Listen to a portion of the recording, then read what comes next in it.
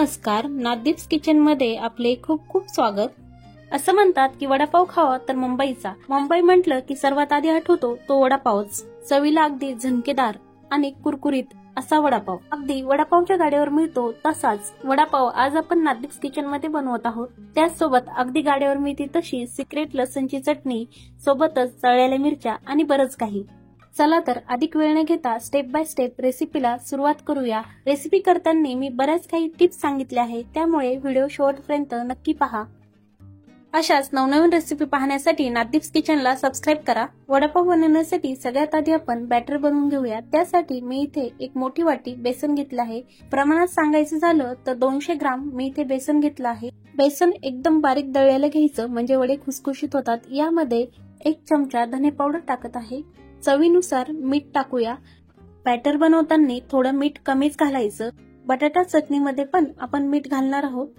आता यामध्ये 1 चमचा मी अजवाईन घालत आहे। ओवा घालत आहे। ओवा मी हातावर चोळून घालत आहे। ओवा असा हातावर मॅश करून घातला तर त्याचा वास मस्त येतो। आपण जे काही धने पावडर घातला आहे किंवा इथे ओवा घातला आहे ते घालणं ऑप्शनल आहे, पण त्याने वड्याची चव फार छान लागते। आता यामध्ये टाकूया अगदी चिमूटभर बेकिंग सोडा। बेकिंग सोडा टाकल्याने वडे टम फुगतात आणि खुसखुशीतही होतात।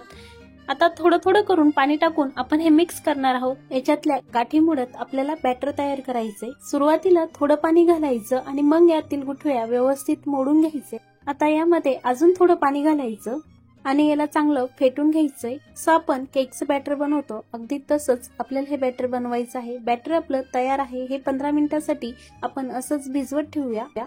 बटाट्याची भाजी बनवण्यासाठी इथे मी 4 मोठ्या आकाराचे बटाटे उकडून घेतले आहे। साधारणतः हे अर्धा किलो बटाटे असतील। हे बटाटे मी डायरेक्ट पाण्यामध्ये न उकडता वाफेमध्ये उकडून घेतले आहे, ज्यामुळे भाजी फार ओलसर होणार नाही। बटाट्याच्या भाजीसाठी वाटण बनवूया। त्यासाठी इथे मी हिरव्या मिरच्या, धने, जिरे, लसण, कढीपत्त्याची पानं आणि कोथिंबीर घेतली आहे। हे आपल्याला वाटून घ्यायचं आहे। मिक्सरच्या भांड्यामध्ये हे सगळं घालून आपण याची बारीक पेस्ट करून घेणार आहोत। यामध्ये पाणी न घालताच आपल्याला हे वाटून घ्यायचं आहे। तर हे बघा, इथे भाजीसाठीचं वाटण तयार झाले। मी तुम्हाला दाखवते। इथे आपण सुक्का खरडा बनवून घेतला आहे। आता आपण लगेच बटाट्याची भाजी करायला घेऊया। त्यासाठी कढईमध्ये 2 चमचे तेल गरम करून घ्यायचं। तेल गरम झालं की यामध्ये घालूया अर्धा छोटा चमचा जिरे। जिरे चांगले तडतडले की लगेच यामध्ये घालायची सोप यामध्ये अगदी हलकीशी परतून घ्यायची नसता ती जास्त परतली तर कडू लागेल। आता यामध्ये आपण जे कोथिंबीर, जिरे, लसण, मिरचीचं वाटण बनवलं होतं ते टाकूया। वाटण घातलं की एकतर गॅस बंद करायचा, नाहीतर कमी करायचा आणि 2 मिनिटं वाटण परतून घ्यायचं। पाव छोटा चमचा हळद घालूया आणि हे मिक्स करून घ्यायचं। गॅस एकदम कमी करायचा। आता यामध्ये कुचकारून बटाटे घालूया। मी बटाटे हातानेच कुचकारून घालत आहे। बटाटे थोडेसे जाडसर छान लागतात। यामध्ये चवीनुसार मीठ टाकूया। आपण जे वड्याचं बॅटर बनवलं आहे त्यामध्ये पण आपण मीठ टाकलं आहे, त्यामुळे इथे मीठ कमी टाकायचं। आता हे बटाटे आपण मॅशरच्या साहाय्याने मॅश करून घेऊया। मॅश करतानाही एकतर गॅस बंद करायचा, नाहीतर गॅसची फ्लेम कमी करायची, म्हणजे भाजी करपणार नाही। मॅशरने मी याला व्यवस्थित मॅश करते। हे सगळं व्यवस्थित मिक्स झालं पाहिजे।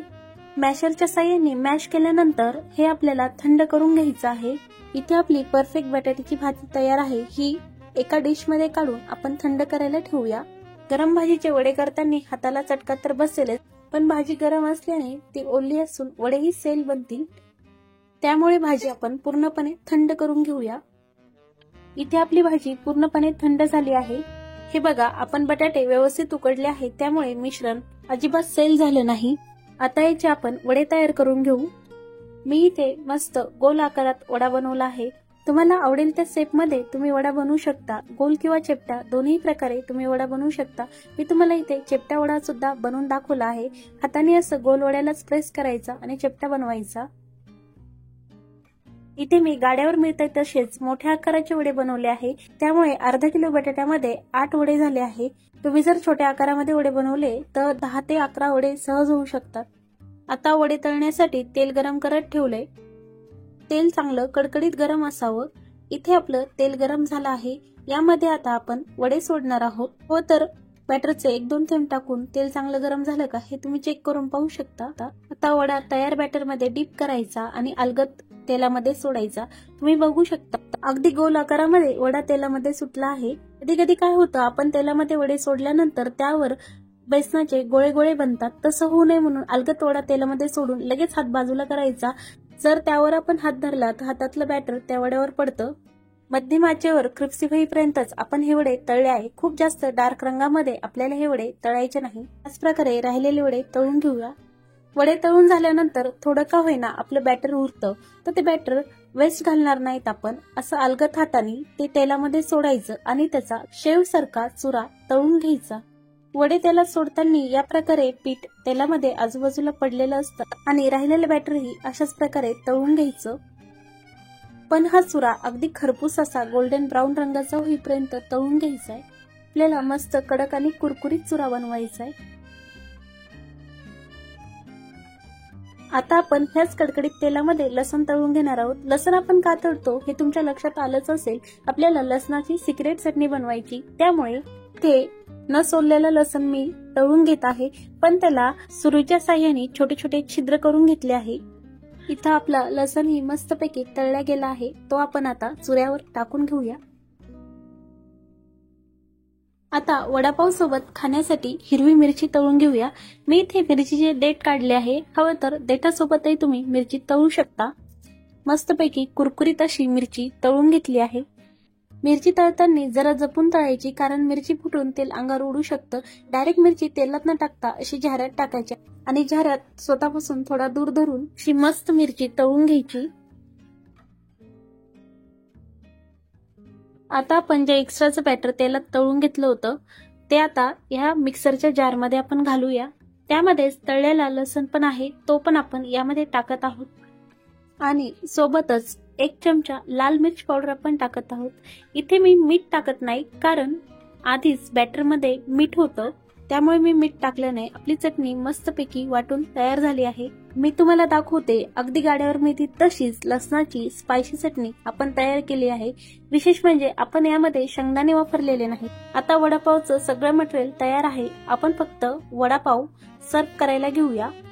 त्यासाठी मी ते पाव मध्यभागातून कापून घेतला आहे, त्यावर लावूया आपण ग्रीन चटणी। ही ग्रीन चटणी कशी बनवायची याची लिंक मी डिस्क्रिप्शन बॉक्स मध्ये दिली आहे। यामध्ये मस्त गरम गरम वडापाव ठेवूया, त्यावरच लसणाची खास आपण जी चटणी बनवली ती चटणी टाकूया। सोबतच मस्त स्पायसी अशी तळलेली हिरवी मिरची, एकदम भारी। तुम्हाला हवं तर यासोबत तुम्ही गोड खट्टी इमली चटणी सुद्धा खाऊ शकता किंवा सॉस सुद्धा खाऊ शकता। मला असंच मिरची सोबत तिखट अगदी लसणाच्या मिरची सोबत झणकेदार वडापाव खायला खूप आवडतो। तर बघितलं, अगदी साध्या सोप्या पद्धतीने आपण वडापाव बनवला आहे। वडापाव बनवताना काही महत्त्वाच्या टिप्स लक्षात ठेवा। बॅटर फारसं घट्ट किंवा फारसं पातळ नसावं। जर बॅटर घट्ट झालं तर त्यामध्ये पाणी ऍड करा, पातळ झालं तर त्यामध्ये बेसन पीठ ऍड करा। वड्यांसाठी बेसन बारीक दळलेलं असावं। तर तुम्ही ही रेसिपी नक्की करून पहा। रेसिपी कशी वाटली कमेंट्स करून नक्की सांगा। पुन्हा भेटूया एका नवीन रेसिपी सोबत। धन्यवाद।